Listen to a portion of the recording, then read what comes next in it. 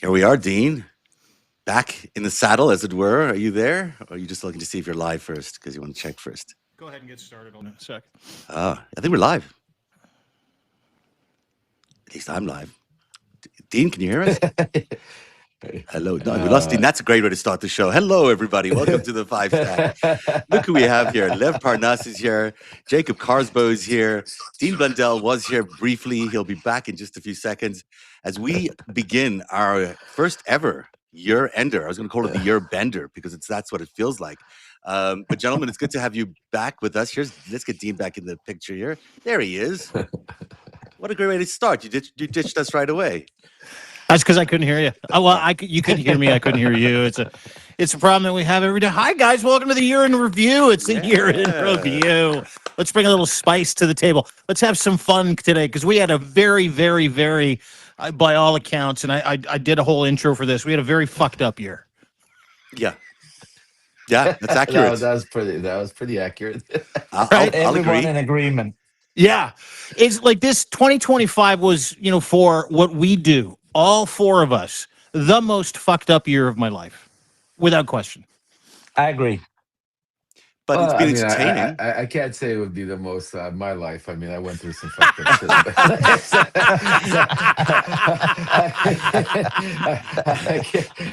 but I will I'm totally sorry. I forgot we had a guy in solitary confinement. That would be more fucked up for sure. But I will say definitely it's been a year for the history books and something that I think something that we're gonna be spoken about, just like we speak about what happened during Washington, the Great Revolution. This is something that's going to be talked about in history 100 years from now, 200 years from now. I don't know when or if we will ever see something like that in the United States again, because this is the first time we're seeing pure authoritarianism, dictatorship that really has taken control of the United States of America. And just to put it in context, it's only just the first year of four. If they go ahead, that's just 1/4 of the way in. Yeah. Imagine how fucked up it's going to get.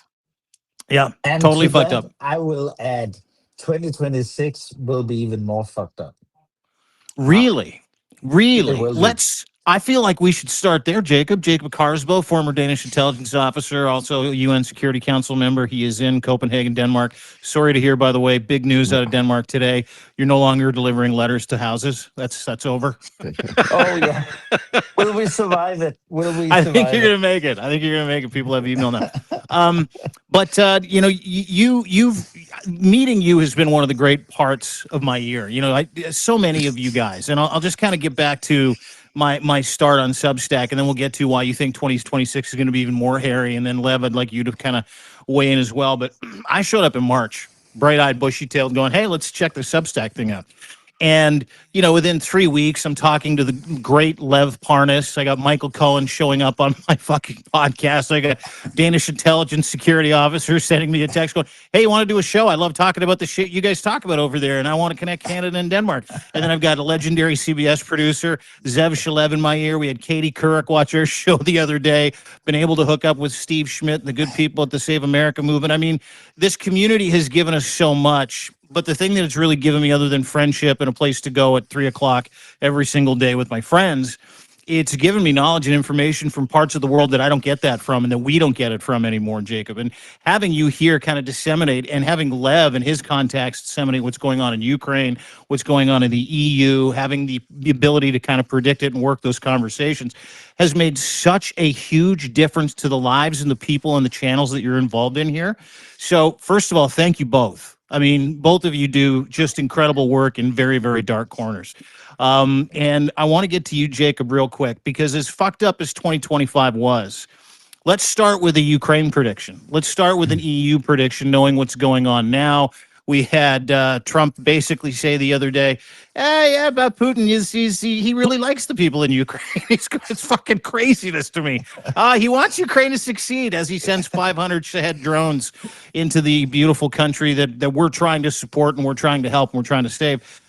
What do you think is on deck in 2026? Because this can really go only one of two ways, right? Well, it can really only go one way, and that's unfortunately a continuation of the war. And the one variable that will determine what way that continuation of the war will go is how much political willingness the democracies can muster. And I don't put the US into that bracket of democracies anymore. So it's the Europeans, it's the Canadians, it's the Australians, it's the the Japanese, etc. And that's what can change the equation, because Putin and the Russians are going to grind on, regardless of the trouble they're in, because they're in big trouble. But they'll grind on. That's for sure. And yesterday we had Trump saying that he thought Putin was very serious about the peace negotiation. Very serious was what he said. And then within a few hours, we had Putin saying, our army needs to take Zaporizhia, and just shows you how nutty and how crazy that whole alleged peace track We should is. add as well Because that the Russian foreign minister claimed that there was a rocket launched at Putin's residence in northwestern Russia that wasn't drones, yeah. actually launched. This was a completely fabricated, made up event that didn't happen at all. President It's Zelensky part of called it a yeah. complete fabrication. There's no evidence to suggest it actually happened. And Trump now agrees that, hey, maybe that didn't actually happen. But, having first said it did happen, this is how insane this process has become. We're talking about imaginary rockets being fired at leaders that aren't even at those homes, in their palatial homes in the outskirts of Russia. I mean, it's kind of stunning that we're here. Yeah, Well, I but mean, then it's why is yeah. that happening? Oh, Lev, you'll jump No, go in. ahead. Go ahead. I'll just say one thing. That's happening because Zelensky and the Ukrainians have actually played those negotiations quite well, talking about the need for a referendum, etc., etc. And that's putting a little bit of pressure on Putin and Trump. And then they need this to move the goalposts of the whole setting. And that's why I was asked by a journalist today, didn't it surprise you? I said, no, it didn't surprise me, because they do these things, and that's standard procedure almost. Yeah, go Anything to Lev. derail the process, right, Lev? Yeah, exactly. Well, yeah, I mean, there's a lot to unwind, and I mean, first of all, I agree with Jacob that, and I always say it's going to get worse before it gets better. Because Donald Trump right now is that rat in that corner that's going to come out, and this is where the fight begins. This just think about it, this year was all preparation, but now January, the new year, is when the fight begins to be able, from the Epstein files to the war that he's already started in Venezuela to the Ukraine Russia situation, which we'll talk about. But absolutely, what Jacob's saying is 100% right when it is because the escalations gets there. Not only that. I wrote about it in my Substack yesterday, literally, that this whole thing by Putin. I mean, Zelensky played them very, I mean, incredible. That it was all theatrics. Zelensky flew to Canada, spoke to Carney. Before that, they had the Europeans already up, and the Europeans know that America is not an ally. One of the things I'm writing about is the Europeans, Zelensky, and Canada want Trump to step away already, because what part of the phone call from Putin, what my sources told me, was to prolong, and you saw what happened 2 week. Donnie come out, and now again prolong it for 2 weeks. What people don't understand, what happens in these 2 weeks is Russia continues to do terroristic attacks, not fighting on the front line. The front line, they're stalled, they're not proceeding, but they're doing terroristic attacks into cities where people live, like Kiev, Kharkiv, Donetsk, and others, where there's no military facilities. Today, my sources told me that Russia on the border somewhere of Kiev has opened up, shown. What's it called? Launcher, not atomic. What's it called? Nuclear launcher. Oreshnik missile. Did you hear about that, Jacob? Yeah, yeah, the The missile Oreshnik that missile in the Belarus. Russian Yeah. missile, yeah, that is already on the fire. The fact that Putin came out, had that call with Trump also was basically an escalation, because again, Jacob said it on the dot. What Zelensky did was strategical. It looked like it was giving up, and a lot of people, the media, got fooled by it by saying, "Look, we're 95% there." What they don't understand is that 5% is the whole ball game. Mhm. There, it doesn't matter 95% or 5%. We're nowhere near where we're. It's not close. That's why it's all theatrics and illusions, and that's why the real truth is Zelensky put two very important things into the 5% that they did not agree on, which people couldn't understand. He even told me, "I'll give you everything. I'll give you the land you want. I'll give you whatever you want. I need two things. I need 60 to 90 days ceasefire, and I need a referendum." The reason why he said those two things is because those two things: A, Russia will never agree to, and B, it's something that's impossible to have, because in 60 and 90 days, it's impossible to have an election in the middle of a war with millions, tens of millions of people displaced, no infrastructure. It's just chaotic. It would be a chaotic scene, and Zelensky knows it, and he knows not only that, but he also knows that the people in Ukraine, what Trump is saying, 91% want to stop the war. Yes, they want the war to stop, but not by surrendering the war. They want the war to stop by Russia getting out of there. 91% of the Ukrainians do not want to surrender, especially land that, just think about it. It's like people living in Chicago right now, and you're going to come over and say, "You know what? Chicago today is we're going to give it to Canada. So you guys got to move out of Chicago or become Canadians." I mean, that's what basically they're saying. I mean, it's like without even a shot being fired. So I do believe that 2026 is going to be worse when it comes to things we're going to have to go through to be able to save our democracy, to be able to save world life around the world. But I truly also have a lot of hope, and I see a lot of potential that 2026 could be a very powerful year, with a lot of the movements that we have moving, going in place, with a lot of people uniting, a lot of things that are happening between the polls, between Trump's, the economics, between people standing up, the No Kings rallies and everything else. You're starting to see November 4th, the people coming out. You're starting to see races in Mississippi, off-year races. All of those signs, you're starting to see that we should have a positive, strong year. And the biggest thing that I hear, and I want to give hope to everybody out there, is that hopefully we don't have to wait till midterms of 2026, because I truly believe Trump is going to try to pull something. That's why you're seeing the slow moves into Venezuela. I'll never forget that press conference him and Zelensky had, when Zelensky was asked that question by Brian, Marjorie Taylor Greene's boyfriend, about, like, elections. You're not having elections because you have a war. And Trump looked at him and said, "So you're saying that if we had some kind of war here, we wouldn't have to have elections?" And Zelensky said, "Wouldn't you want that?" or something like that. I'll never forget that interaction. You'd And like so that, wouldn't you? you'd like that, wouldn't you? And so what I'm saying to you is, the hope I have is that we don't have to wait till the midterms, because I think Trump will do something, because he understands. Also, people like Vought understand. People like Stephen Miller understand that it's going to be crucifixion, even if the Democrats take control of the House and the Senate. But what I'm hearing is not only because of the rift with Marjorie Taylor Greene, but also because of a lot of people in the House, because of his attacks right now in Venezuela, because of what's happening also with the Epstein files.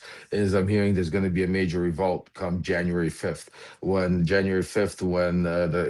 Johnson brings the House back in session, I'm hearing that you're going to see people retire, people not show up to votes, and like Raskin said, we only need four, and all of a sudden Hakeem Jeffrey gets the gavel by mistake, even. You know what I'm saying to you? Not because he's great. So I have hope that, and that's the biggest fear I'm hearing in Trump world, that they're scared. They don't know what's going to take place because of the rift between the party inside the mega movement, beside the certain congressmen. What's going to happen when they come back in session, if they're going to have the votes, if they keep the House.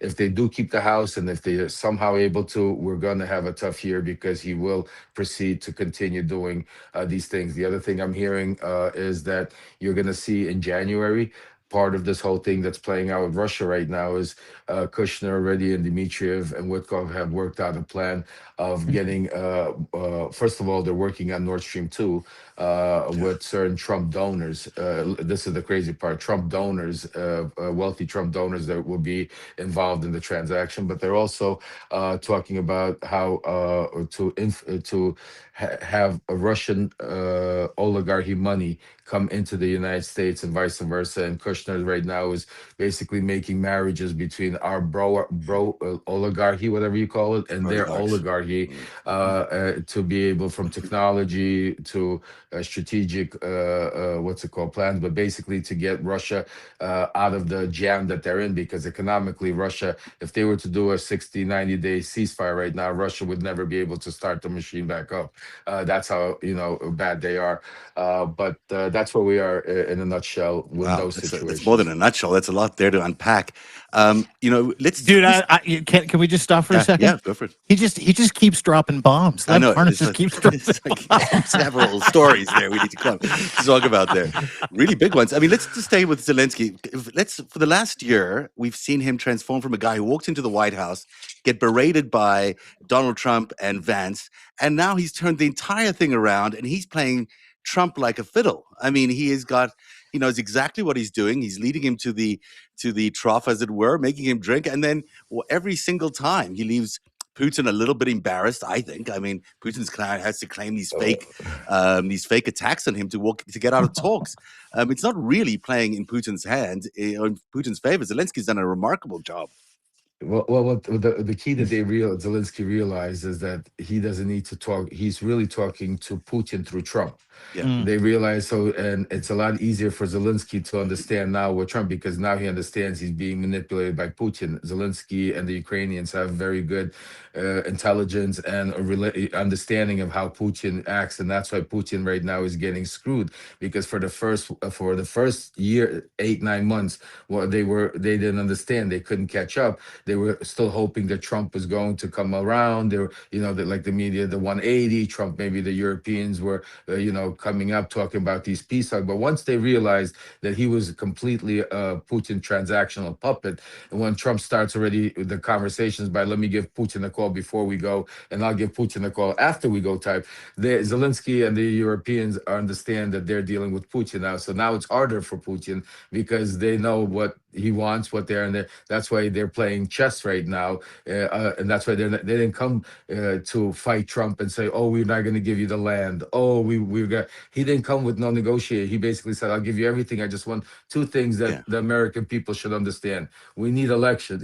He played it like, listen, even your people understand it. Like, that was very strategic, and Putin, got pissed off, and that's why you saw the reaction with my house got attacked, the missiles, on the border, and all of that.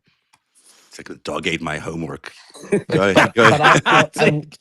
Go ahead, Jacob. I will add that this whole, negotiation, I refuse to say peace, but negotiation thing that's going on is also a sign of weakness, because if we go back to the infamous meeting in the Oval Office and the big debacle there, then Zelensky has been pressured also by the Europeans to adopt a more conciliatory approach, even though he has to listen to all the utter nonsense that Trump is talking about, just to avoid these scenes. And I mean, it's probably a good thing that Zelensky used to be an actor, so he knows to pull off a good act, even though he is listening to stuff that, in his mind he'll go like, boom. What's going actor on? in a reality show, celebrity walking to the negotiation. What happens next? It's kind Yeah, good. I'm sorry. I just want to say, Jacob, because you've dealt with the EU, but it's not just Zelensky. Like watching the Azerbaijani president and the Armenian prime minister or vice versa sitting there together, and Trump sitting in between. And you know what I mean, those people would kill each other. There's no. And Trump is like, oh, we're one happy family. Like we're building the Trump era. And these people are thinking about how they're basically manipulate. Yeah, we'll take some of your Trump jerseys. Absolutely. You want the Nobel Peace Prize? Absolutely. We'll get, Fill up I my mean, gift bag with Imam, some MAGA cologne. did you see that? I mean, this is, I mean, sneakers. yeah. And now supposedly the Iranian nuclear facilities that we wiped out, that they'll never get. We had the most precise strike, the best strike in the world. Nobody strikes like we strike, and the strike was so precise that it Yeah. wiped everything. It was the best in the Obliterated. world. And now all of a sudden they're like, they better not start that up again because I'm like, what are you like? But it's not going to be in that facility. It's in a different facility because that facility we demolished that facility. So don't think about going to a different facility. I mean, what Did you the catch heck the is going narrative on? shift yesterday? Sorry, Dean, I know you want to jump in, but the narrative No, shift go ahead. yesterday when we went from in the Netanyahu press conference, we went from these. This was a drug problem, a narco state. Then there was this oil issue, and now we're actually fighting Iranian Hezbollah arms trading. This is the new thing that they're trying to say that the reason they're going to No war with Iran. way. Yeah, Hezbollah's making a Yeah. fucking comeback. which is why we might be going to war with Iran as well now. Yeah. This is apparently a thing. I didn't realize that Iran had a bunch of military supply chains running through Venezuela. Maybe you guys can, maybe Jacob, you have more intelligence on it than I I do. think those military supply chains that are running through Venezuela all the way through Iran are the same ones that have a flotilla of fentanyl that's coming across the ocean into the United States. That's what I think. I think it's the same excuse, Jacob. What do you think? Yeah, I think so too. And I'm sorry to disappoint you because I can't dig out intelligence of stuff that's in Trump's head. I don't even know if you'd call And that intelligence. I mean, unfortunately, I hate to say it, but I can't tell you what's in Trump's head. Not that I want to, but just that I know. And it's oil, it's black gold. When he looks at Venezuela right now, he's looking at all that oil that he could take over Yeah. and start cornering the market and OPEC and all of that, and because you gotta understand this all fits together. Because what happened earlier in the year, since we're talking about year in review, let me remind you folks, is when Vladimir Putin had a big parade before all of a sudden when we start talking about be careful, watch Venezuela, Trump is going to go after Venezuela. I started talking about like maybe 5-6 months ago, you guys were joining in, we were talking about Trump wasn't talking about Venezuela until all of a sudden after the parade, where Maduro was a guest sitting next to Xi and Putin, like literally hugging each other at the parade. Right. And then all of a sudden, who read my Substack and made a big stink about it? Laura Loomer. Laura Loomer makes a big stink about it and say, wait a second, what are we doing? Why are we giving up all this oil to Venezuela, to China, and to Russia? They're controlling it. Next thing you know, I can't go into the names of certain people that behind the scenes, some of my sources, conversations happen. The one person I can tell you that was involved in these conversations was Rick Grinnell. Rick Grinnell was involved in, and next thing you know is Trump is understanding there's black gold negotiation. But I could even tell you this, that part of the conversation that when Kushner and Witkoff was in Moscow with Putin was part of Venezuela, was part of the conversation, because right now, for Trump to keep making that push, you got to understand, China and Russia have a very big interest in Venezuela. It's not the same Very. Venezuela that was in 2017, 2018. Am I right, Jacob? You Yeah. can talk a little bit about that. It's a totally different. So a lot of people, and what we're doing for you here, folks, which the media stopped doing completely, is connecting the dots. We're showing you how all of these things are really all intertwined. They're not separate things. Venezuela, Russia, what's going on with China right now in Taiwan. These are all strategical intertwined things that have been already in the works for the past 9 to 10 months. And that's why these guys are sitting at the table, carving up each other's sphere of influence and saying, okay, if you get that, I get this, and so on and so on.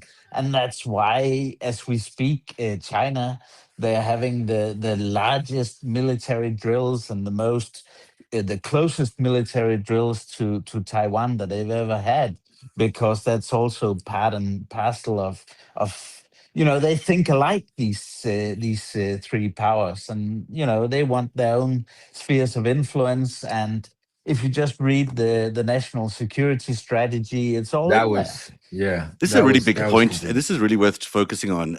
What's going on in Taiwan is really, hugely significant. They've basically, as a simulation, I don't know how you simulate something like this, but they've basically encircled in the entire Taiwan island.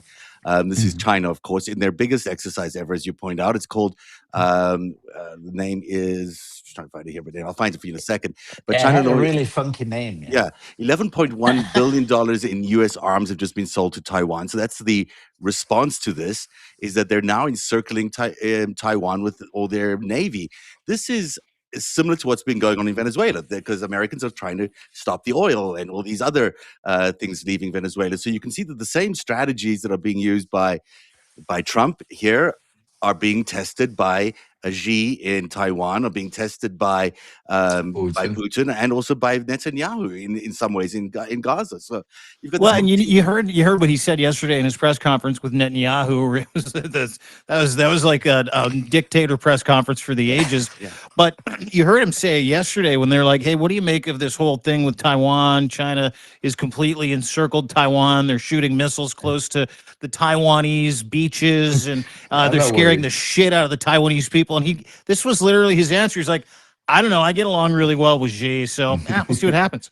And it's to me, and I wrote a piece about it because I was like, "Oh, this is just him moving aside, like he's trying to do for Putin in Ukraine, like he's trying to do for Orban in Hungary. What he's trying to do is tell everybody that he's friends with them, using that relationship as a justification to say, hey, they're allowed to do whatever they want too, because he's doing the same thing." And I think that that's the part that scared me the most about yesterday's press conference. I mean, the fact that the cheese is off the cracker is one thing.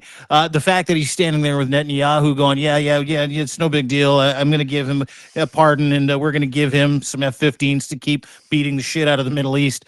That was scary. But the scariest part for me, Lev, Jacob, Zev, honest to God, was when he basically kind of co-signed what China wants to do to Taiwan yesterday in his press conference. That's how I read it. You guys?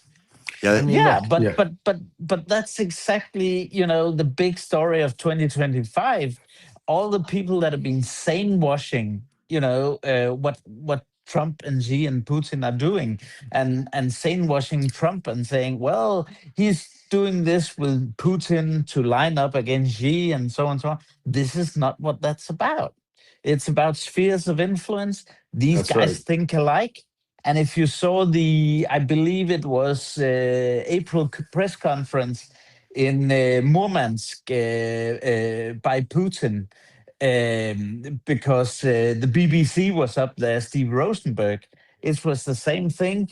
Putin's greenlighting Trump's takeover of Greenland. Right. Absolutely.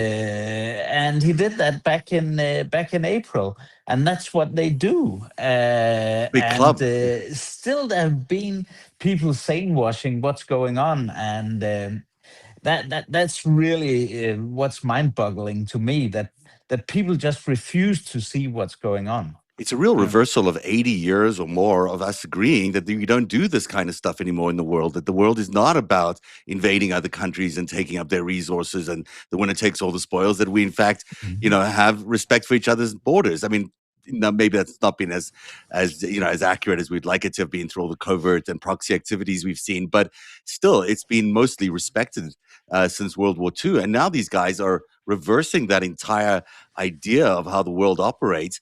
And it's fine maybe now when they're getting along and they're all carving up the world the way they want to. But what happens when they don't get along? I mean, which is, these guys are not prone to good neighborliness. What happens when all the good favors and all the you do this, I'll do that evaporate, and we're really left in a real problem with these different sides really facing each other with enormous armies and huge nuclear arsenal. You want to go, Jacob? That's the big problem, because the whole dynamic of this stuff is, as long as we let these predators do like they do, the closer we get to World War III. Mm-hmm. Because the only thing that can avert it is if the democracies and countries around the world that feel at unease with all this stuff, line up to protect international law, and that's the only thing that we can do. And as long as we don't do that, we get closer to World War III. Yeah. That's the sad state of affairs. That is a I, very I I mean, yeah. that's one of the things why we have to quickly do, and one of the reasons why I also say that it's going to get worse before it gets better. Because once we Mhm. get Trump out of office, once we stop, it's not going to stop Xi. It's not going to stop Putin. It's not going to stop the things that have been placed in motion worldwide. So whoever the next president's going to come in, he's going to have his hands full, or he or she's going to have his hands full, because to try to unite the world. Just think about, I mean, a lot of people don't realize you could like Biden, you could not agree with him, not like him, whatever the case is. But what Biden did when he came in 2020, after what Trump did, the reason why Putin didn't take Ukraine so quickly, even though he had misinformation, they came in, it was because Biden was able to come in and use 50 years of experience and friendships to get NATO back together, Mm. unite the forces, get everybody on the side, get military quick. Even if you disagree, it wasn't enough. And yes, there's a lot of impact, but I could promise you, very few, to be able to do that's what, and that Trump did in his first term, because when he left, if you remember, NATO was in disarray, and that's why Trump did what he did. I mean, what Putin did what he did. It's all a fake when when Putin says I didn't invade because of you. No, he invaded specifically because of what Trump did, how he left up. Putin was like a pariah, sitting there waiting for the open window. And as soon as the elections were over and he had that time period while the transition was taking place, he knew nothing was going to happen, and he went in and started moving the soldiers, and we saw what transpired slowly, surely, all of a sudden. So absolutely, we're going to have a lot more to do once they're gone, and that's why it's all. But I just wanted to just quickly, I know we started off, I didn't even Yeah. get a chance to say, because I wanted to say something since we're talking about Ukraine, and I don't know how long Jacob has. I want to mention a story here that was huge in 2025, having to do Ukraine, with our own family, our own hero, Alexander. Mm. To end off the year, that was we had some incredible miracles, some really scary parts, and I just wanted to say thank you. Just give an update. Alexander is recovering. He has some broken ribs, concussion. He's doing much better. His eye is bruised up, just bruises. But the biggest thing is we're going to try to do a live tomorrow with him for like 15, 20 minutes. So he wants to say something to you before the end of the year. But the incredible miracles that we were able to do as a community, just think about, folks, what we are to do. We were able to deliver so much aid. We've, I think, raised over 130 or $140,000 in a period of 6, 7 months for Ukraine to deliver aid, and that was to each and every one of you. And I want each and every one of you to give you a hug, give yourself a hand and applaud, because you just think about how many lives, how many people, how many kids, how many just you guys helped, and that's just on our part. I mean, Jacob has his own, everybody has their own parts that they're doing and delivering, but we as a community have been just incredible. And I want to say, hopefully this war ends, but because the war is not ending right now, next year is going to be, especially coming in, is going to be even harder, stronger, but with people and heroes like Alexander and people like Jacob, people like Dean, Zev, us all that are out here supporting, and each and every one of you, we are going to make sure that Ukraine survives. Because remember one thing, it's easy to sit in a warm house with your kids, and talking about how these people are literally, I can't explain to you, what it's like to be in below zero, snowing, no heat, your children looking at you and saying, "Mom, not forget about, I can't get a present. What are we gonna eat today?" Or and stuff like that. And what are we gonna drink today? Not taking showers for weeks. Hearing bombs flying over the air every night, hiding in train stations. I mean, I can't even explain to you the mental torture these people are going through. And that is why your support, your help, not only gives them the life, but just to know that people around the world, Canada, Europe, Australia, New Zealand, I mean, from all over the world, that cares and supports them, is the most important thing. So I wanted to say, I think out of all the stories that we've had in the year, that one, besides Alex surviving, and God bless, thank God Alex survived, but I want to talk about that story for 1 second, about that church. I mean, this is something you really hear about. I was talking today to a friend of mine, and we were talking. I said, usually you watch a movie, you hear about these things, and you say, "Does things like that really happen?" I mean, the miracles like that really happen like that? You know, you watch a movie and they say, "Oh, you know what?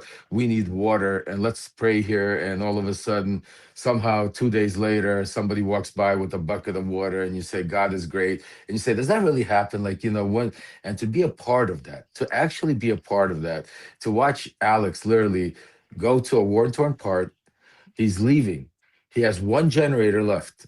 He sitting and eating on his way out of Odessa, and right in front of him is a little church, all broken up. And I'll never forget. He goes, "Cuz I don't know what, you know, I was something dragged me in there to just go in there." He walks in there, and the pastor's telling him the story. I mean, just think about it. He's telling him a story of how they have no lights for over a week. I mean, the same story mostly every Ukrainian is going with.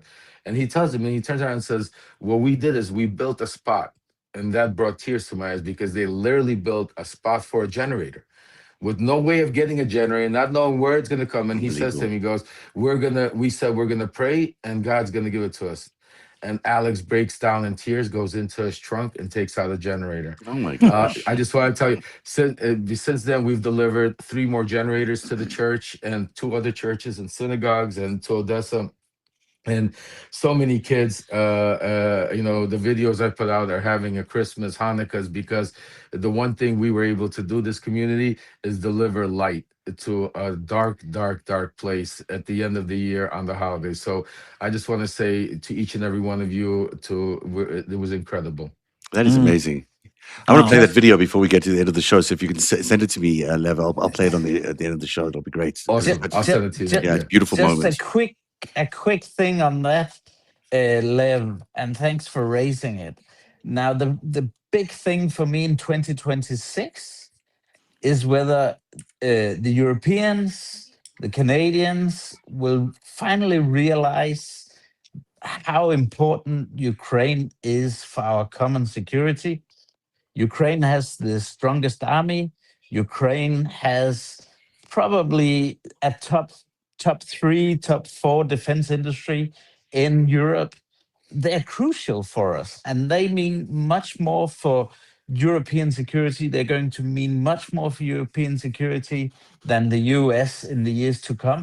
So we really need to get much more behind Ukraine, and we need to speak to our publics about it, and we need to be able to make progress that way to build a strong collective defense in Europe that is European, and by all means with you Canadians also.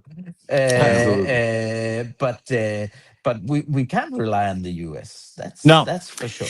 Well, and this is the question I kind of wanted to ask, and then we'll kind of wrap up the Ukraine conversation because this is obviously what everybody's looking toward in 2026, which is what's going to happen. And it's kind of a 2-parter because Canada's all in, it's unconditional. I mean, we've got one of the largest Ukrainian diasporas in the world. Mark Carney is absolutely a partner of Zelensky and the people of Ukraine. Canada is. He came here before he went to Mar-a-Lago, got a $2.5 billion upfront investment. Then Japan anteed up another $6.9 billion, all upfront cash, saying, here, whatever you need. And now you've got the EU, Japan, and a couple of other countries standing next to Canada saying, okay, your move. And they're playing this so well, to your point, not just Zelensky. Carney put out a note today, which I thought that was fascinating. He's like, just can't wait to see what happens with Trump and Zelensky. Canada and the EU are standing by to make sure there are security guarantees going forward, no matter what, for the people of Ukraine. So I'm watching that happen. And then I'm also watching Trump drive the United States off of a cliff and the Epstein files coming, trying to run away from the truth, trying to run away from facts. I'm watching Zelensky and the people of Ukraine run circles around Donald Trump and do a number on Vladimir Putin and his inability to negotiate an end to this because he doesn't want an end to this. What happens if Trump gets turfed out of the White? Let's talk about hope for a second. What happens if he gets turfed out of the White House before the midterms or loses the midterms? Is there hope in Ukraine?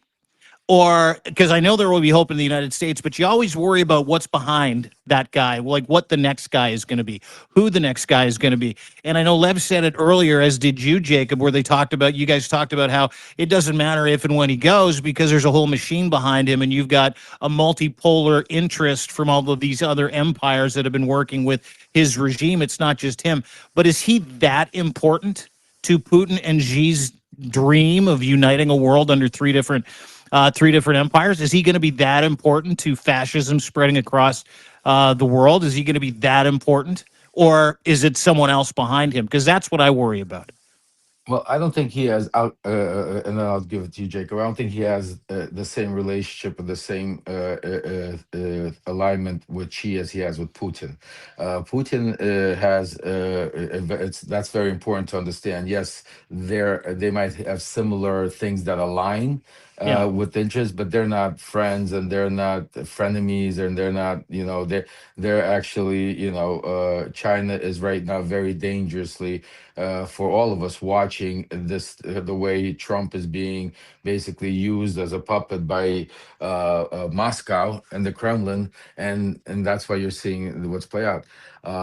Again, unfortunately, this all goes back to the Epstein files. This all goes back to a compromise that the Russians have with Trump. This all goes back to power, greed, and 40 years of doing investigative work on him and digging up compromise to eventually get him into a place where, I mean, just think about the simple fact that this should be one of, if not the biggest news of the century, let alone of the year, is that the Wall Street Journal verified what we've been breaking for 7 months, that Steve Witkoff was not assigned by Donald Trump as the special envoy to Russia. He was chosen by Vladimir Putin to be the special envoy. Just think about that for 1 second. I mean, I know we could laugh and it's crazy, but that's reality, folks. That is exactly, because if you even recall, Steve Witkoff's official role was Middle East envoy. All of a sudden, he's flying over to Russia to meet with Putin. I kept sounding the alarm. I'm like, wait a second, this guy met with them once, twice, 3 times. Wait a second, nobody's met with Putin 4 times, five. No interpreter. Where's the CIA? What is going on, folks? Kirill Dimi. And now all of a sudden, I mean, just think about that. And this is the guy. So I mean, what could we expect, and what could we be talking about? I mean, if Putin's picking who his special envoy. I mean, the other thing I'll even throw you in, and then I'm going to pass on to Jacob. I'm sorry because there's just so much to talk about. Is think about who is It's a whole year in review. Yeah. It's a whole year. Just think about how many Putin influences are in Trump's world. Think about who's the ambassador to India. It's what's his name? Yeah, that Maltese guy. Yes, yes. What's his name? Please, yes.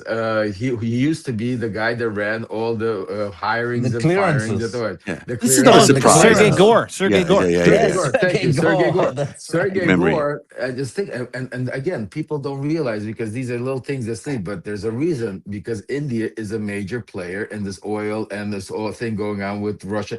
All of a sudden, India's best friend Modi's going to China, meeting with Putin. They're hugging. Sergey Gore is all of a sudden the ambassador of India. Like, this is only the beginning. These are all like little chess pieces that are being manipulated and played by Putin and the KGB, and Trump and his idiots are running around like chickens without a head, not knowing what's going on, just playing into his role.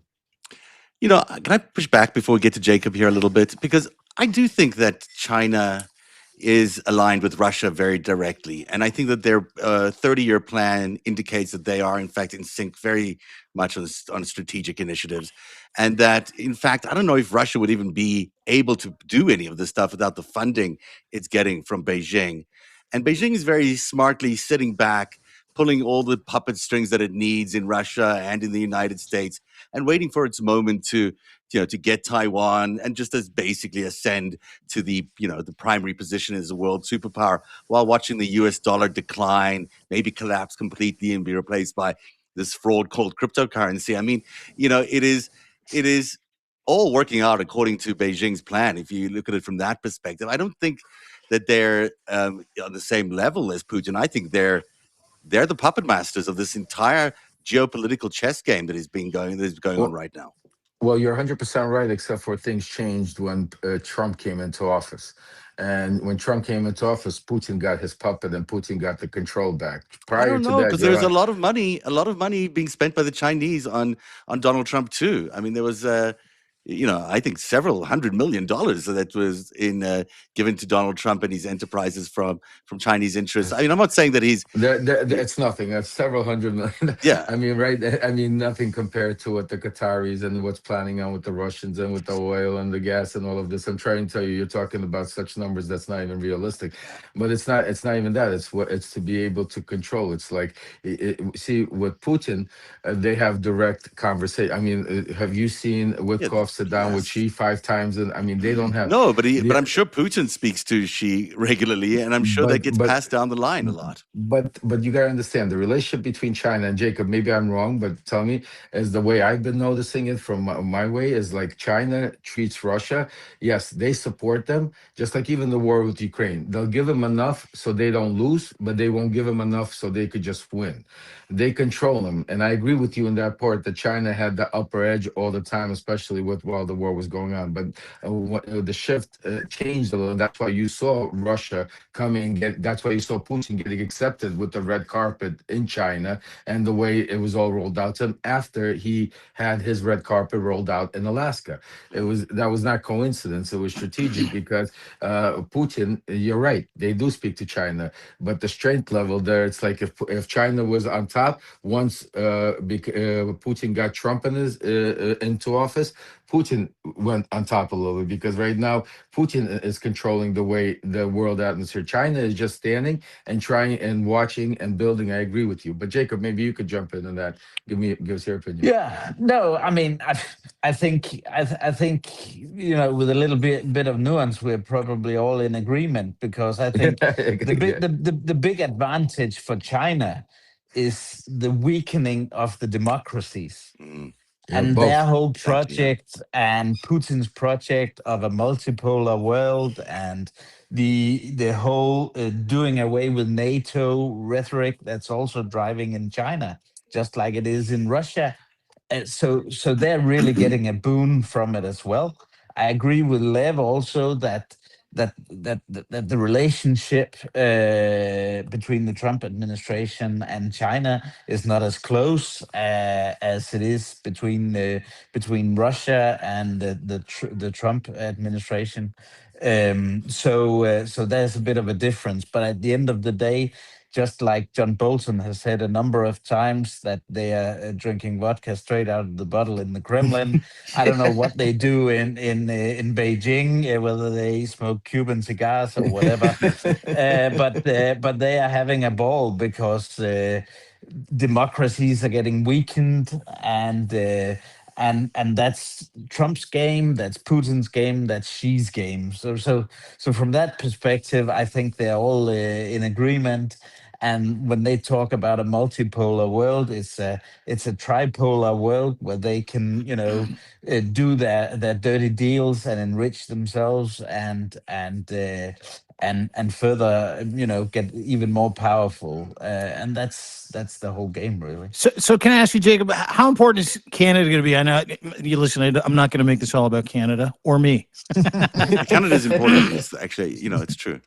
Well, yeah, but I want to know because of our geography, because of our leadership, because of the ideology, because of who we've aligned ourselves with, the safe deal that we have with the EU. We've got this incredible defense, security, and trade deal with Sweden right now. We've just, I believe, entered another couple of deals. We've made our I think, Latvian army a permanent army on the eastern flank. And I know we're building, and I know we're doing what we're doing, but diplomatically, and according to the stance that you've seen Canada take on an international basis, international level, how important is Canada going to be this next year to not just Ukraine, but for democracy to hold fast here in North America and, of course, in Europe? Because I feel like we're the official opposition to Donald Trump, Canada. I feel like Canada holds a really unique opportunity here, not just to be able to glue all of this together and keep everybody moving forward, but because we're the apartment above the fucking meth house. we're intently familiar with what's going on down there. Yeah, exactly. No, I mean, and I'm not saying this because you're Canadian, but in my mind, Canada is hugely important, and I'm sure that most people in Denmark who think straight, they agree with me because not least because of Greenland. Canada is opening a consulate in Greenland. Thank you very much, Oh, that's a good idea. and we'll welcome you. Unlike the U.S. consulate, uh, but uh, but no, Canada is really important because the size of the country. It's a G7 nation. I know that Trump doesn't want to do G7 anymore. He wants his alliance of dictators or whatever we can call it, dictators club instead of G7 and talking to democracies, but it's just hugely important that we have you on board, and I'm one to hope that the Europeans will really develop the business, the military ties to Canada in a great way, because that's people we can trust and work with. I haven't been to Canada for a number of years, but I'm going next week Oh skiing. yeah, you should come. Yeah. I'm going to drive up to where you are and see you for an afternoon. Can I just ask on this thing, Dina, your perspective in here is really important. I mean, because if you look at the map from the top down, if you look at it from the North Pole down, Canada's surrounded really by Russia, a unfriendly United States, and China, and it's not only important in terms of setting up some sort of democratic opposition to these union of autocrats. It's also a big target for these three countries who are surrounding this democratic stronghold. I mean, it's probably the one thing they would want more than anything else, probably more than Greenland, maybe. I don't know, probably. In terms of a sphere of influence, in terms of a resource base, it seems Well, to that's me what Trump called Canada in his national security document. He called it a what did he call it? A vassal state and a sphere of influence for the United States. Effectively a dumping ground and a mercantile store for the United States. Come and get what you want, leave anything here. I mean, this is where you would want to, you fast forward, this could be Ukraine, 10 years ago. Well, listen, and to get to your point, Yeah. Mark Carney and this government understand that. And one of the things that's happening in Canada right now as a result, and I go back to what Jacob said about the importance of Ukraine, their army, their technology, their defense forces, their drone technology, they're cutting edge. They're the best in the fucking world. Canada is working with Ukraine. It's part of our security and trade deal with them. It's part of our support and their support for us. Canada needs that technology. Canada needs Ukraine. We need them to teach us how to do this. The fucking free world needs them to teach us how to do this. And what's going on in Canada right now, which is really incredible, has been this very quiet building of these manufacturing facilities across Canada where we're actually producing drones. We're using Ukrainian technology. We're working with the Ukrainian people and the Ukrainian defense forces, which is really, really significant. It's significant for a couple of reasons. A, the closer that Trump and Putin get to building their friendship bridge from Siberia to Alaska scares the shit out of the fucking... That was one of the craziest things I've ever seen. Yeah, I mean, it should be. Kirill Dmitriev is like, we're building a fucking tunnel. And I'm like, what is it? What is this? He says, it's going to go from, and then we're going to trade resources. We're going to connect both through a tunnel and get Canada. Elon Musk's Musk's company. Elon Yeah. Musk's company. Yes, Boring Company. Yeah. Yeah, but that's the tone in Canada now. And if you've been kind of paying attention and reading some of those tea leaves, Canada has activated a 300,000 person civilian armed forces unit that they're trying to recruit right now. These are people that you and me, it's like National Guard, but in It's Canada. actually happening. I've got friends That's who are happening. joining up for this thing. I was like, Yeah. what, this just announced last week and it's already happening. This is, for Canada, which normally doesn't do anything quickly. Yeah. This is remarkable that they're actually already training people in drone warfare. I mean, Well, and read the tea leaves, not only training people in drone warfare, teaching them how to fucking use bullets, teaching them how to use guns, teaching them how to use grenades, teaching them how to survive on the land. You'll do a couple of weekend courses and then you'll go out and I guess take care of business. But 300,000 people. There's another drive for 30,000. You've got a bunch of EU countries that are considering conscription.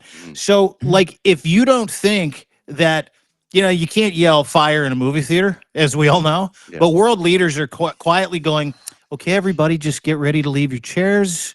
We're going to turn the cameras off for a second, and this might be the end of the movie, and you might have to leave the theater. That's how I read it, Jacob. I could be wrong, but that's how I read every single one of those announcements. This soft understanding that most of us that do this kind of work go, oh, these are the drum beats of something very, very bad. And Canada is not a safe country when it comes to what might happen right now. Yeah, exactly. I fully agree, and that's happening. And I think the real thing that Canada has got going for them is that your government was quick in realizing, how to stand up to Trump, and you got the elbows up. I think on the European side, there's a tendency to try to smooth things over, even when you can't, and I think that's one thing the Europeans should study from Canada, and that's why I think the diplomacy between the European countries and Canada needs to be improved. Actually, the Danish ambassador in Ottawa is a guy I know really well. He's a good guy, and I think I just think that's hugely important to bring out plays from your playbook, because you're the guy the guys that stand up to Trump, and we need to do the same, because otherwise the pressure just increases. It's the Yeah. same with Putin, and we need to realize. Just to underline something here, it's so important for people to understand we're going to be fighting an ideological battle here, right? I mean, this is about countries that believe in democracy, that don't have the military power necessarily, against countries that don't believe in democracy but have been taken over by autocrats, who do believe in democracy but have been taken over by autocrats with large military power. And it's going to be a battle of hearts and minds versus military might at the end of the day. So what Canada does and what Europe does, what Denmark does now in terms of influencing democracy around the world is very important. In the same way that Trump is now starting to help, the extreme right parties in Europe, I think it's fair game for Canada and Europe to be helping the Democratic parties in the United States and elsewhere. I mean, it's foreign interference for everybody. Yeah, I mean, let's have equal foreign interference, because Subversive that's influence. how we win this war. We're gonna subvert the corrupt governments. I'll tell you the one thing that all of you just said without actually saying it is that now more than ever we need to support Ukraine, because Ukraine is the biggest army that we all have compared, that is out there fighting. They have the biggest technology in drone. They are on the front line, and if they are able to succeed, we don't have to worry about Canada, Denmark, the EU facing a tyrant. So that's why it's a lot easier, a lot better for us to be able to support the Ukrainians right now, to be able to go out there and do whatever we can to be able to stop it where it is before it spreads. It's like a cancer, folks. Once it starts going, it's a lot harder to stop. So that's why we got to move quicker. We got to move stronger. And like we said, this year was a bad year. Next year we have to be prepared. We can't sugarcoat and think, oh, it's going to be all daisies, and no, it's going to be a tough year. But if we're prepared for it, if we know what we're going into, think about another. The most important thing is the future, and the future, it lies in our hands. And history is going to judge each and every one of us what we did during this time period. And the most important thing, like I always say, each and every one of you could do something, from spreading a message, putting a Substack, retweeting, remessaging, subscribing, becoming a patron, contributing. There's so many different ways to help. But the one thing is, everybody needs to do something, because that's why right now it's about unity together to be able to start. Because it's not just like we talk about, it's not just in the United States. What we're seeing play out in the United States with Donald Trump is playing out all over the world, folks. You're seeing it in Brazil, you're seeing it in Argentina, you're seeing it in Eastern Europe, Chile. you're seeing it all over. Chile, far right movements being pushed. What's it called? And I know we're joking, Yeah. with No, it's happening Democrat, but everywhere. Yeah, it's happening everywhere, and that's why we need to make sure, as a world united, to be able to stand up to tyrants, authoritarianship, and dictatorship. And it all begins where? In America, In because if we Canada, could get that, actually, in Europe. I mean, that's the same thing as what Russia does to the rest of the world. It has been doing with their disinformation campaigns and misinformation. Hey, let's do it. Let's do the opposite of that make sure that the American people realize they're being supported by foreign countries. Americans also feel very, I think, abandoned by the world. They've sort of been left in this crisis on their own. They're being blamed for everything, and maybe is their fault, maybe isn't their fault. And I think they need to feel supported, because that's really what's going to break the American autocracy. At the end of the day, Trump's world is going to break by things like Epstein. Is going to break things like with people being beaten in the next election as dramatically as we expect him to. Those kinds of things are going to really hurt this autocratic drive. But they're going to feel like they've got the support and of the that that world as that well that behind them. that that's an extremely important message, Zev. What you just said right now, I think, is probably one of the most important things that we're talking about, and that's why I say unity. Because you're right. No, it's extremely important, because what Trump and what drives dictatorship, and I've lived through it, I've seen it all over the world. What Trump is trying to do is turn Americans against the world, to get angry at the world, to feel left out, because to become us against them. Because once you drive people to us against them, it's easier to control their Mm. minds, to be able to follow into your dictatorship role and America first policies, where forget the world, close the borders, we don't care. But you know what I'm saying to you? And that is what. So if Americans, and just like the Ukrainians right now, feel united with the rest of the world, Yeah. that it's not anger with Canada. We're not fighting with Canada. We're united with Canada against dictatorship, against Trump. We're not fighting with Denmark and the EU. We're united with the French, with the UK, with the Ukrainians against Trump and the authoritarian dictator. That is the message, because the unity is the most important, not just for Ukraine, but what you just said, very important for Americans, because that's part of what Putin, Trump, and all of them try to do, is turn us against them. Just like in the war against Ukraine. Think about it. And Jacob will tell you, I mean, you guys all know, Ukrainians and Russians this is one. They just think of they were there was no. It's not. It's like, you had a grandmother that lives there, uncle lives there. It was like, this is like, it's one people. And Putin was able to turn us against them, turn the Ukrainians into the enemy, and that is what Trump is trying to do. Say America first. That's what the America First movement is from the 1930s. It's us against them. That what's it called? White nationalist movement. So very important words, Zev. I just wanted to touch on that. I think it's a good point you're making about the white nationalist movement. That's exactly what that's about. Yeah, and you know what? It's such a there are far-reaching aspects of that point that you made, which Lev beautifully said, Zev. One of the things that I've taken away from 2025 has been the deluge of Americans that I've met in America, that I've met through Substack, that all ask me the same question and all say the same thing. It all starts with, "Oh my God, I'm so sorry." That's the first thing they say. And then the second thing they say to me is, "Do you still like us? Do you still like us? Because we feel so fucking alone down here."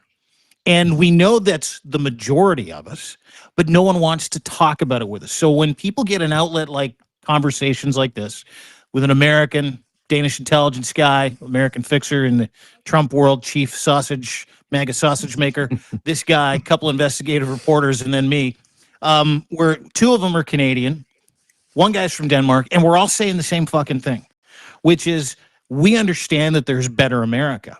We totally do. We understand that America is going through it. We're standing with you. The boycott from Canada, that's not because we hate America. That's because we want Trump out of office, and if we sink your tourism economy, then maybe someone will get the message. The way that we talk about Canada, the way that we position Canada as America's best friend, still to this day, that's smart money, because that's the smart thing to say now. It's not just the smart thing to say, but it's the unifying thing to say, to everybody's original point, like in Ukraine, right? If they know and they think and they see Donald Trump is going to abandon us, but we've got Canada, Estonia, Lithuania, we got Poland, we got Denmark, we got Finland, we have the EU, we have our allies. We know that we feel comfortable and secure in those relationships. Shedding the U.S. relationship is going to be a big deal, but it comes at a cost. And that cost is 300 million people who didn't vote for the prick are going to sit there and go, now we got no friends. Now we're the fucking baddies, right? Now we're those people. And that's really the saddest part of this for me. Obviously, what's going on in Ukraine is the saddest part. But what Trump has done to 300 million Americans that didn't vote for him, the panic, the paranoia, the anxiety, the idea that, oh, I guess we're not friends with Canada anymore, the us versus them stuff with a 250-year-old relationship that's been rock solid. We used to send each other fucking Christmas trees all the time. It's like I mean, it's just, that's been truly the saddest part, is listening to Americans not know where they stand with the rest of the world. Yeah, there's going to be a real opportunity. Sorry, go ahead, Jacob. I don't know how many times I've had to reiterate that I'm probably the most pro-American person in Denmark, or one of them, at least. I've been to war with the U.S. I've been embedded with U.S. forces. I have a son that was born in the U.S. I've lived in the U.S. I've had some of the most brilliant colleagues that I've had were from the U.S. So I know that, but what is happening now is not about right or left. Are you conservative or what are you? This is about democracy. This is about democracy Humanity. and humanity. Yeah, yeah, and that's what we're fighting for. And we need to rally the Americans on that course, and that's going to be crucial for the coming year. The battle for democracy is happening now, because we're being tested. We're being tested. It's all in the national security strategy. It's all happening. We're seeing it day in, day out. So yeah, that's what we have to face up to. But I still believe that there's nothing that can beat the power of freedom and the power of billions of people who aspire towards Unity. freedom and democracy. You can point as many nuclear weapons at those people as you want, but at the end of the day, that spirit that is America, that spirit that is the spirit of democracy, is so powerful and has driven the world into so much goodness in the last 80 years, despite everything else that has happened. It's a rallying cry that's easy to do, and it's a rallying cry that can be won. And it sort of wants me to lead me into this domestic politics conversation, which I'm dying to have with everybody. There is a center in America that's really craving a centrist movement that's neither the extreme right nor the extreme left, that can, I think, in this next election even, really find a path towards a coalition kind of middle government that is able to impeach this president and his government and replace it with something that's centrist and smart and reaches the middle of the country. It's not even that hard to imagine. The same people that MTG is now trying to get from the right, and I think this is a political move for her to become president. And by the way, it might work. Jewish space laser lady might actually make it out of this alive. If she can do it, God bless her. If she can be the Speaker of the House next year, and if she can be the president to get us out of Trump world, go for it. God forbid. Thank God America's got a short memory, because Jewish space laser lady might be the next fucking president of the United States. Where is the answer from the Democrats? Where is the opposition from the Democrats? Why is the Democrat? Why are the Democrats not saying, well, you know what, it's Gavin Newsom or it's whoever they want to put up there and say, this is the guy who's going to build the coalition for the middle, and we're going to run for the presidency next year. And it's just not. To me, it seems like it's a political play that should be done. It just seems obvious. But they're sort of waiting their turn for 2028. They're like, okay, we'll just sit around until the next presidency should, we don't have to wait till 2028. Lev's smiling, which means he wants to say something, and it's going to be profound or it's going to be very inside. No, I'm saying to you, like, I've been speaking to some people. I know there's some people that are going to come out, and it's not Gavin Newsom and it's not Pritzker. There's others that are in the works. There's actually one that I'm going to be backing, and will be, coming out soon. But strategically, right now, it's not. No, not Romney. I think Romney's in the work. I think Romney's thinking about this. I think Romney's going to play in here. I'll say there's some of our subscribers are very smart. They know me. They mentioned the name. But it's not Romney. I'll say that much. Some of you have guessed who will be talking about. I mean, there's still a lot of time before that, but strategically, right now, it's not a presidential leader you need. It's too early for that to come out because there's so much fighting to go on right now. We need the midterms more than anything. And I think if you had somebody that came out on the national agenda, he would take away from or she would take away from the midterms, which I think right now the Democrats are in such a strategical position right now. They don't need anything. Trump's doing all the work for them. The only thing we really need is to unite and make sure that pray to God that Trump doesn't invoke the Insurrection Act or stops voting or tries to some way impede it, because we truly believe that without that, I think we're going to have a really good a reaction when it comes to that. But I truly agree with you that I think the country is a little bit tired of the far right, the far left, and more people are moving. But look, that's what made America great to begin with. That's what made America different than other countries, because you didn't have the extreme one way or the other. Yes, you had the left, the right, you had some progression, you had some far right, but at the end of the day, whoever was president, he was president for all the people. This is the first time in our history that we have a president that literally comes out and says, I'm only president for people that pay me and like me. If you don't pay me and if you don't like me, I'm not your president. Go screw yourself. Leave the country. I'm gonna throw you out. Like, I mean, literally, like, we've never had that before. So, like I said, we're making history and we're living part of history. So a lot of it is unknown territory because we've never been there. Like now we're sitting to see what is the Supreme Court going to do with these tariffs. I mean, one way or the other, whichever way they're going to go, it's going to be it's going to be a bombshell. Because think about it, if they allow it, Trump's going to go on a tear. We don't know where he's going to go. If they disapprove it, we got all this trillions of dollars that I don't know who took. Where is it sitting? How is it going to go back? What the hell is going to go? I mean, just think about it. I mean, that's a decision that is going to take place in 2026. I mean, dude, what about the tariff shelf? There's money on the tariff shelf.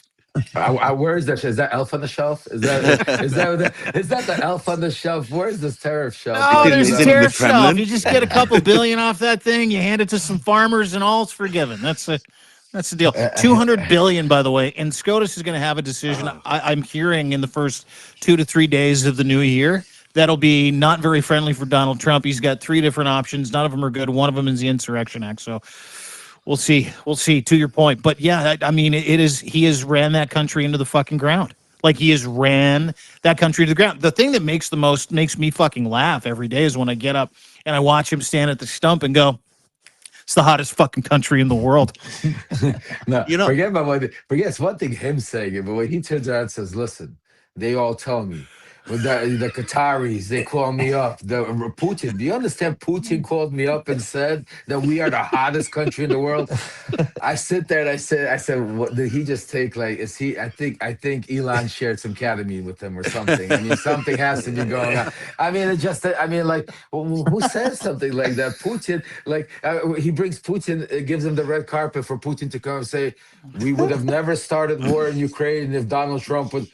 Are you serious? Are you really serious? Like, this is, I mean, I'm sorry, since we're on there, I mean, Netanyahu, he doesn't even know how to kiss his ass already, to the point where he's giving him the Israel Award. He came into him and said, you know what? You deserve the Nobel Peace Prize. But since you can't get the Nobel Peace Prize, we're going to give you the Israel Award. Everything. They'll give him everything.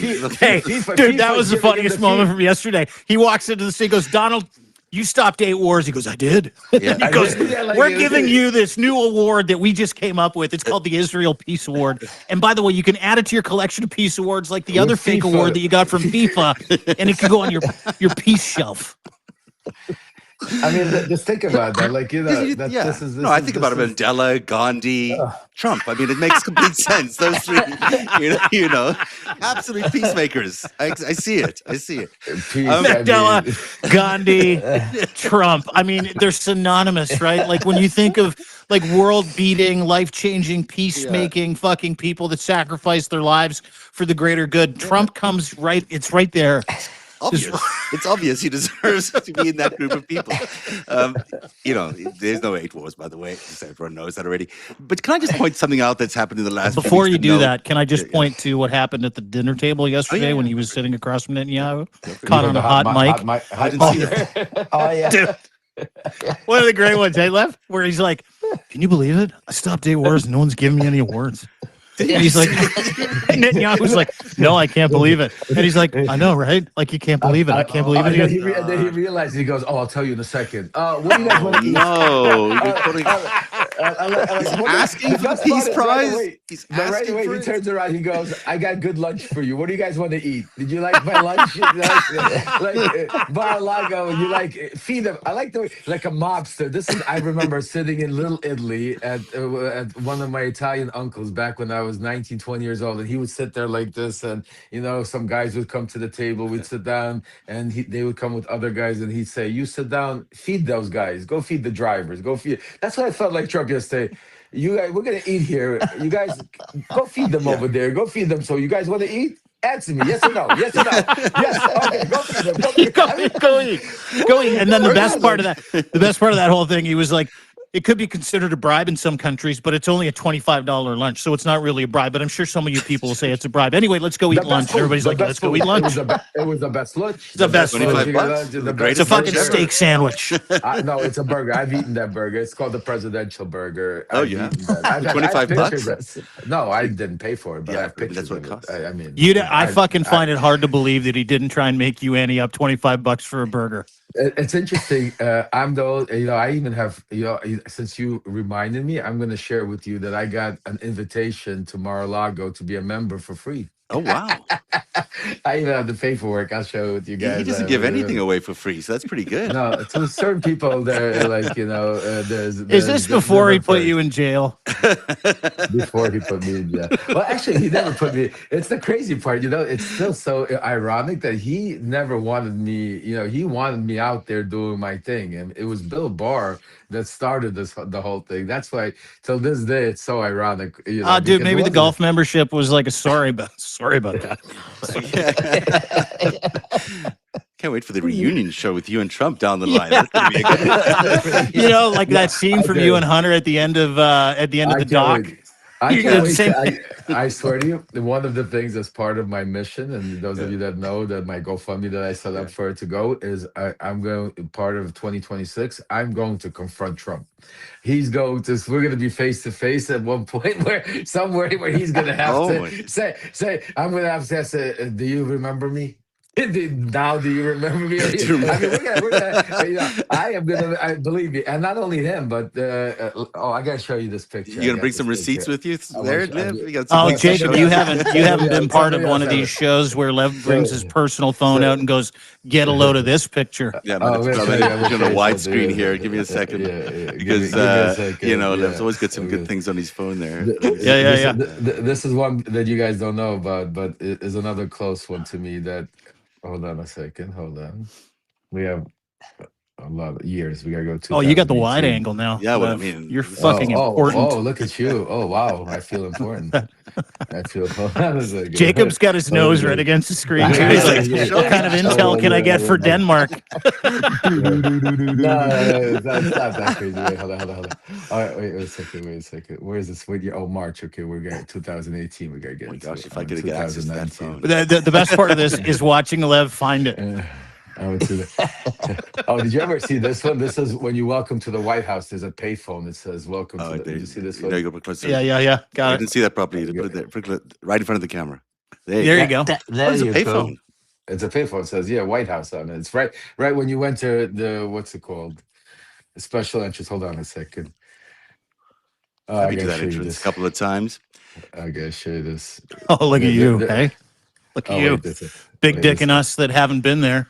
Hey, you know, I was dropped off on the wrong side. I'll tell you that story another time. What do you got? Who's that? This is Pam Bondi. You and Pam Bondi. Back when you were friends? When she was... Hey, was she the village idiot back then as well? Or is it only been since... She was like... Hold on. She was the AG of Florida, right? Back then. And also funded by Giuliani and Trump at a at an in event. Qatar. Yeah. And that shit, the Qatar Yeah. connection. That's But every right. time she opens her mouth, I keep thinking to Saudi. myself, By did the she way, not have a this is good just sleep so last night? this is Giuliani when he was godfather to my little one. Oh my gosh. He even put a cupola on. You see, Oh, yeah. Yeah. He's the godfather of Did your little one. he Wow. did he have that to makeup Nathan. on that was dribbling down his face as well? I remember that scene. It's the hair dye. Did you I think. did you have the Hair did you dye, have the yeah, that was confirmation hair at dye. Four Seasons Landscaping? So Don, this is Don Jr. sent me this for one of the holidays. From the Greenland holiday? Oh yeah. One That's of the it. That was holidays. Eric. He and then- sent me this Oh, as that was part whole of the video. It's family. montage. Yeah, he sent me a montage, part of the family, like like. Oh, that's very nice. Oh, of yeah, him to yeah, do. yeah, yeah. You really Yeah. with Eric. I'll show you some. I remember some of You those can wear photos when I the was you can wear the investigating you. shit out of a tie there, Lev. You look great in a suit, dude. I only see you in t-shirts. They're available, Really by good. the way. The This is- Lev Remember this- T-shirts are available at the merch store Yeah, at the Lev Remembers. this is a classical one. This is me and Rudy with our fraud guarantee hats on. The fraud guarantee. Honestly, I got to ask you, who came up with that name? I And did, was I it did. was it intentionally No, that name? I or swear was- to you, I wanted to come up with a name that had against fraud, but everything was taken. So Yeah. I figured more controversial it is because it was really an insurance policy against fraud. Yeah, Uh, that went down for Oh. fraud. they were not for fraud. I mean, This is a picture that's going to go down. Guaranteed. This is the original Venezuela crew. oh, wow. Okay. You see, there's some. Yeah, When you yeah, say yeah. it's the Venezuela crew, what does that mean? Those are the people that went down to get originally- Maduro out of office the first time, if Oh, I'm I not didn't realize mistaken. that happened. the first time. This is Yeah. a guy Maduro calls his nephew. This is the guy right now. He's a billionaire, Trump supporter. And he lives here. He's an American.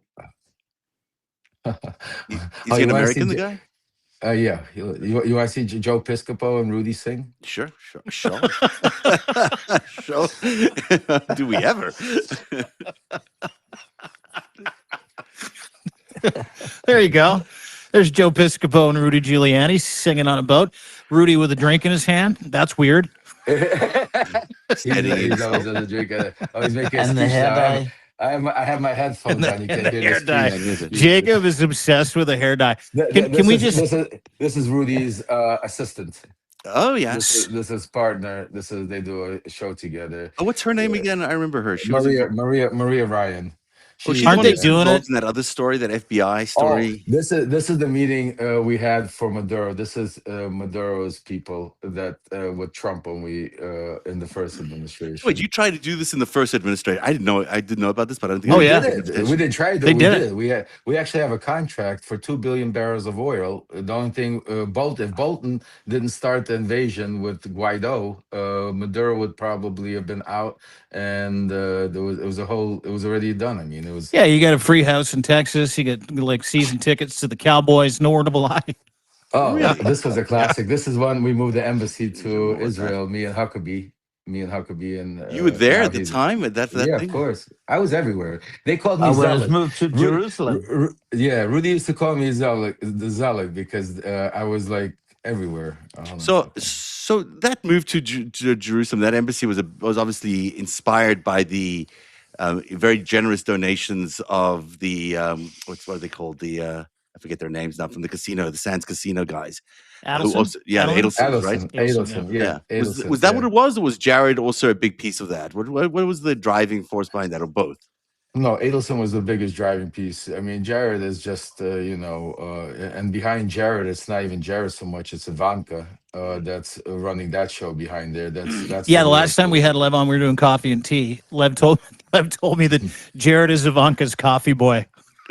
I can see it. So this is one of the major players, and he's a Nigerian billionaire that is one of the major players in Venezuela. I'm gonna go with all these names. Believe me, I'm gonna. There's a lot of all these oil names. in these. When this comes up, yeah. Oh, believe me. Oh, this is a classic picture. So this is one I'm gonna show you. So this is when Pete Sessions gave me the letter. See, he signs it. Pete Sessions. It's the letter he wanted me to hand over to Trump. Yeah. And here you see actually it's me and Aaron. Aaron was shitting bricks. I go, Aaron, just stand still, and then You see me giving it the letter. I know that letter really well. I See, wrote but about look, that letter. look at Trump taking it and putting in his Yeah. pocket right there. Yeah. Uh, Oh wow. Oh Right wow. there. Right there. That's the letter that to get rid of the U.S. ambassador. That is that letter that That's when I asked, gave. That's when I gave him the letter. and you were also funding sessions or through fraud guarantees. Yeah. That's what you put out for, right? Yeah, because we funding. gave him $2,500 by accident on the same credit card. I That's when I remember went to calling Pete prison. Sessions and asking him about this, and he put down the phone on me very quickly. Well, he was. Lev Parnas, ding. I just want you to understand how close Pete Sessions was to me. Yeah. He gave me his jersey that nobody's allowed to touch to wear to the game against Oh, the wow. Republicans, Democrats All-Star game at the. Nobody like literally he used to call me chairman. He called me chairman. That was my nickname. Pete Sessions would call me. What's Pete Sessions' relationship that's very famous to the FBI? Is it the FBI or is it was his Yeah, father? his father was the head of The FBI director. This is never before seen. This is what when Rick Scott gets a little bigger, we're gonna blow Rick Scott up. This is a private. He doesn't even know it's being taped right now. You don't hear the volume, but Yeah. it's an interesting conversation happening. With some What's going on donors. there? What's going on? I'll keep it for the right moment. That's amazing. He does this all the time. You don't need to know everything right now. He goes, get a load of these Yeah. guys doing something illegal. And then I'm like, what happened there? He's like, I can't tell you. I can't. It's the receipts I got. Just some things I'm holding on to. Wow. Those incredible memories, Lev. Oh my God, dude. You don't even understand. Like this phone, here's me and Pete. Sneaky Pete. This is where we're dividing Ukraine. Not Ukraine, Venezuela. This is we're going over the charts in Venezuela in his office. Dividing it in what way? Dividing it as into Oil, black oil, brother. Yeah. Exxon gets this, BP gets that. My friends get this. It wasn't Exxon gets nothing. It was others. Is this what's going on right now? Is that the conversation that's happening right now with all these players? Yeah, it's the same player. It's the same. If you'd watched Coffee and Tea with Lev and Dean a little more often, you might know all of this. I catch it every week, but this is the first time. This is the first time Trump met with the Ukrainians. I introduced him in Mar-a-Lago. This is in 2017. When he was just president-elect. This standing right next to him, right? This is Trump, and right here is Roman Nasirov. He was the taxation minister. What's his name? Who's government? Taxation. He went to prison afterwards for fraud. Oh, this is an interesting one. This guy is Mubaris Mansimov. This is Erdogan. I introduced Trump to Erdogan. So this guy is a billionaire from Azerbaijan that, what's his name, Erdogan put in prison during the, you know who he is. Oh, yeah, I remember that. Mansimov. I remember that. So I brought him to the inauguration. This is at the inauguration of Trump. Secret Service wouldn't let him even in there, but we got him in there, and he's standing 2 feet away from Trump. And this guy would this is how crazy it is. For the right amount of money, anybody could do anything there. There was I'm going to show you a picture of Russian. I'm going to show you this one at the inauguration of Russian. Oh, this is interesting. Okay. So I'm going to show you. So this is a Turkish what's it called, mobster with Melania at the inauguration that came with Mubaris Mansimov. I mean, these people would never have been allowed in any previous administrations, or at least they would have been kept quite far away. This is me and Jarrett at the inauguration. Oh wow! I'll show you Was Wendy Chang there with them at the time? At the inauguration, because she came with them to the. Did you see her with them? This is the Ukrainian taxation minister at the inauguration. Wow. So I got a question for you then. Go ahead. Did he make people pay to go to his inauguration, the first one? 2016, 2017? Of course. How much did it cost the guy from Turkey? Well, the crazy part is all of these guys. That's why I write in my book is they didn't have to pay to inauguration because Brian Ballard, who runs, where Susie Wiles comes from, where Pam Bondi, Ballard, and because me and him had a partnership, these were all his clients.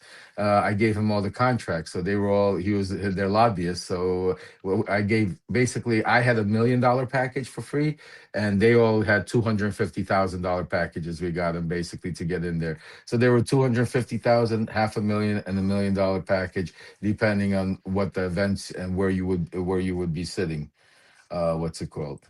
I think that is maybe one of the greatest stories you've ever told, and just told it. Yeah. Right. Well, we had different pricing tiers for access to Donald Trump. We had 1 million, 500, 250, 250, you get a handshake, 500, you get a hug, 1 million, you get to go in the janitor's closet. Like that's fucking bizarre. It's clearly illegal. And to get them Well, in there, I don't know if it is. they all had to send me their passports. Like, look, I literally wow. have all of these guys' passports. I have all of their like That didn't matter because there wasn't security clearance processing anyhow. Why don't we open up some bank accounts with those bad boys? Dude, you have no idea. Like, I look at my phone sometimes and I just don't, and I say to myself, "Holy shit!" Okay, Jacob, I got a question for you. While Lev's rifling through these pictures, as a former UN Security Council member and Danish intelligence expert and Danish intelligence member, your thoughts? Where do I start? Well, the sad thing is, when you've followed this a little bit, and as you know, I've been writing a book about some of these things. It doesn't even surprise me. Yeah. It doesn't even surprise me. It's just, that's just the nature of the beast. Oh, And since you said that, I'm sorry, Jacob. You said beast right into a story. So I'm going to show you one little. This was classical. So one day, we get a call, and Trump's like, "I'm going to pick you up on the beast, and we're going to Mar-a-Lago." This was like the whole thing. We had a whole meeting. So I'm going to show you. So this is the beast. Oh, this is the beast. Yeah. You see the beast, and then we're going. Yeah. Let me see. Oh, the other way. Okay. Here we go. East. You lost your audio there, but I think you're just getting a call, so hopefully it'll come back in a second. I don't think we can hear you. We can't hear you now. No. Lev, we can't hear you. But I'll speak, and I'll say I don't think Putin. Jump out and come back in. To get that ride in the you didn't pay for the ride in Anchorage. I think Putin got the ride for free. I suspect he got the ride for free too. I mean, I can't analysis. imagine he'd have to pay. He probably owns the beast now, doesn't he? So I'm just trying to find just fix this a little bit here. I wasn't expecting that to jump out. There you go. There we are. We're back. That is remarkable. When I see those pictures, I mean, I investigated Lev Parnas for a good year, and the stories that he's referencing there are all part of that investigation. And it's so interesting to see him, sort of joking about these things. He's back. Yeah, I'm just trying to put him in here. It was at the time, it was like, oh my God, this is a crisis that we're all having. And now look at him just sharing all this detail with everybody. It's phenomenal. Let me just, I can't do this. Hang on. Let me. Jacob's still laughing. He's seen some shit. Like that's the thing about Jacob. And I've not watched all of your coffee and tea shows. I've watched a couple, and it just cracks me up. What's that? What's that? Okay. So this is a meeting we had. You could see where I was sitting, just so you understand. That's Brian Ballard, who was, and then you are where. Right there behind. Okay, so right across the way there, Lev Parnas. Right next to Trump. See? Right next to Trump. Next to Trump, right? And then Ballard across from us. Wow. And then, so we had this, it's a tape. Nobody's ever seen this before. It's my partner did this also. It's a videotape of actually a meeting that we had in Mar-a-Lago. And that's Igor Fruman that you're talking about there. Yeah, it's there you go. Hold it there. Yeah, 30, 40, whatever. I cannot believe between how many videos and pictures you have out of Mar-a-Lago. So let me tell you the funny part. So the people, How easy it is to record shit. so there was two females at this dinner. Pete Sessions. It was a lunch. Pete Sessions, two bankers, and two females. They were talking. Trump was so giddy with these females that after we got done with dinner, Secret Service was cracking up because he all of a sudden came up to me and smacked me in the back and says, "Get out your iPhone and start taking some pictures." And here we go. Watch this. This is Trump. This is Trump with the female and me taking That's the other pictures way. of him. Hold on, the other way. Yeah. Who is she? She's just There was two of them. There was two of them there. And then he made me give him the pictures of them. For his spank bank. I mean, what is that? It's spank bank. Trump has This a is spank bank, notorious, dude. though. That's what he's notorious for, right? Isn't that what he did like all these Still years? a dog. Like you would have thought that he would have left that behind, but he's still a dog, right? Like he's always going to be a dog. Always. He's always. That's why I'm saying to you. That's why the Epstein files is his kryptonite, and that's going to really, really take him down. It hasn't yet. But I'm surprised by you. You know what? With all this, from an intelligence perspective, this is and Putin is a former intelligence officer, Yeah. and intelligence officers look for weaknesses, and you know, Trump and his administration and the way they're running it, it's just such an easy pick.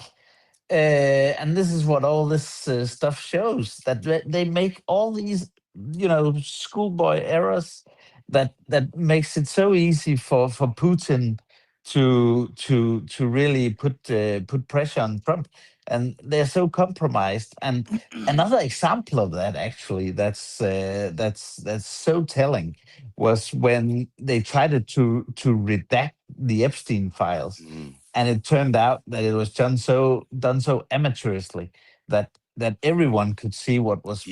Well, do you know what they didn't do? They didn't pay their Adobe bill. Is that what exactly. And it's just, but you could suddenly see all the redacted parts. I mean, it is so amateurish. It is so ridiculous. But this is who rules the world right now. Yeah, but Jacob, to your point, he is the perfect mark. Money, girls. Yeah. And he's a compulsive fucking liar. Yeah, money. And girls, he's ego, got 40 years. Yeah. Yeah. We interviewed Yuri Shvets, who was the former KGB guy in Washington, and he said this was the easiest mark possible. I mean, it was like vanity. Yeah. What's it? Mice, right? It's money. I don't know what the I stands for, but then influence, C, but this compromise, corruption, but then his ego at the end of it, and his ego is so easily manipulated by any woman that they throw at him. The money's easy for him. He's got no integrity. There's no like ideology. He doesn't really have an ideology, so that's easy. And you just, way back in the 80s, they realized they started following him around. In 83, in 1983, they started following Trump around. No, 77. 77. Yes, I was gonna say 77. It's even early. I didn't know 77 because look, it's not about ideology. It's not because he's a narcissist. He's a criminal. Mm-hmm. And when you're a criminal, that means you have things to hide, and that means you will always be able to be on the. That's why foreign officers, and Jacob will tell you, they look to be able. That's what they have. And Trump was always a criminal. Trump was always even when he left his dad. Whose hands did he go into? Roy Cohen started dealing with the Italian mob. Started building buildings. I mean, he's never done made an honest dollar in his life. It's always been around. Lying, stealing, manipulating. So the compromise that the Russians have in him. What I'm saying to you is, forget about what they have in him over the 40 years. What I'm saying to you guys is, they currently have, and then just now with Trump, with others in the Trump circle, because people like Trump, back in the 90s, there was a fad about getting young Eastern European mistresses, young Eastern European wives, girlfriends, and a bunch of them are still with them for the past 20, 30 years, and a bunch of them are still working for the KGB or the FSB, whatever you want to call it, and other agencies. You're just not seeing it until you see the Maria Bertanovas or others once they get caught. But there is so many during that time period that were sent in here during, a lot of them were sex trafficked, but a lot of them were also sent in here through that, to be able to become these honeypots. And that's another thing. Just think about, without, and, I'm not trying to insult Melania, but just think about, it's facts are facts. I mean, she herself, her story is, how did she come to the United States? Through Europe, trying to be a model, 14 years old, that world, that time. We all know, what those girls went through in that modeling agency. And at the end of the day, you might like Michael Wolff, you might not like him, you might agree, not agree, but at the end of the day, he did report, he did write on it, that, and he said it, and, that Donald Trump met Melania through Epstein. And I, truly believe that it was through that environment at one of those parties, or somehow, playing, whatever the case is. So a lot of, it's not one thing with these Epstein files. These Epstein files for Donald Trump, it uncovers basically his whole, sometimes you say you got to fake it till you make it. It uncovers Donald Trump's whole universe of, Melania is not that perfect first lady. He's not that perfect president. He, is not, Putin has something on him, and he's not that strong man, and what he says. It uncovers his whole, it pops his balloon, basically. It takes away that whole mask that he has in the world. But what you're pointing out is so interesting, because they have influence over every piece of him. They own him. They own the money. They own his wife. They own his children. They own all the businesses. And this is now, he is entirely a property of Vladimir Putin's and the Kremlin's. And so they can get him to do almost anything, and they are. And one of the things that I want to speak about, just before we think about, it's already 5 o'clock, we should wrap up. But Yeah. I want to talk about cryptocurrency a little bit, and just, there is something happening in the repo market right now that is frightening me, because they have, just in the last 10 days, maybe a little longer, since December 10th, they've removed all the limits on overnight repo operations. That might sound very technical, but it's basically, this is the Fed's ability to loan money to all these banks. It used to be a $500 billion limit on this thing, and now they basically took all the limits off, and they're saying, we'll loan you whatever you need. There's a per bank limit of $50 billion or something a day. But we are looking at, billions and billions and billions of dollars being siphoned out of the treasury right now in a way that looks a lot to me like 2008. I'm not an economist. I don't pretend to be one. But it looks to me like we're heading into one of these situations where the economy is at real risk of crashing. The stock market is at a huge high. These repo rates are so important, because if they are basically allowing these over-leveraged banks to loan as much money from the Fed as they want, which is what they're doing, we're facing a potential massive crisis coming up ahead economically. And that leads us into cryptocurrency and a whole bunch of other things. We probably don't have enough time to talk about it, but I wouldn't mind having your thoughts on some of that, if you guys have any ideas about where we're heading economically. Just quickly to touch, because I think we could do in the beginning of the year, we could do a whole show about this and talk about it, but quickly, because but only if you promise to touch show us more pictures at the end. Oh, I got so many.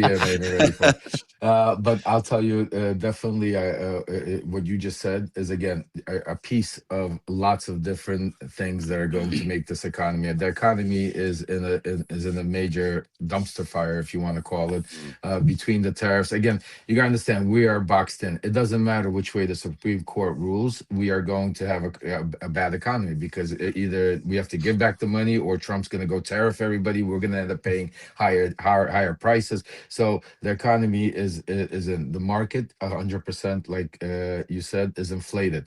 People think their 401ks, everything, they don't realize that all could disappear overnight, literally, like within minutes. That just like all those months and years of going up could just crash, disappear. That's how, and people like Lutnick, who are professionals and that are behind Trump, are the ones that keeping the market inflated and up, because they're the ones, the professionals, because they think that if the market keeps going up, the people don't realize that the economy, is on. And that's the whole lie that they're showing you. They're like, well, the market's up. Well, what do you mean? We're having the best time. But they're not realizing people can't afford prices. Gas is still not $2. I don't know where he said $2 in gas is, but whatever. So yes, I think one of the main issues, and that he has also, and that we're going to have as Americans, that we need to look forward to and we need to prepare, is we're definitely in recession, whatever you want to call it, but we're going to go through some things when it comes to 2026 and getting out of the hole, because of all the things that Trump did.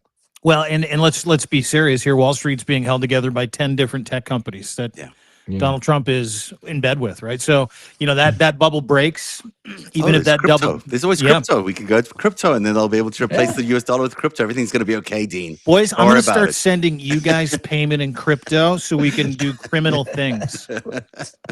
Let's do No, but before we go. Each one of us says what we're going to do for next year. Okay, let Jacob. Yeah, Jacob wanted to kind of pump in here real quick at the go end of ahead. that, and then we'll get to our well wishes. Go ahead, Jacob. Resolutions. what was it? What we're going to do?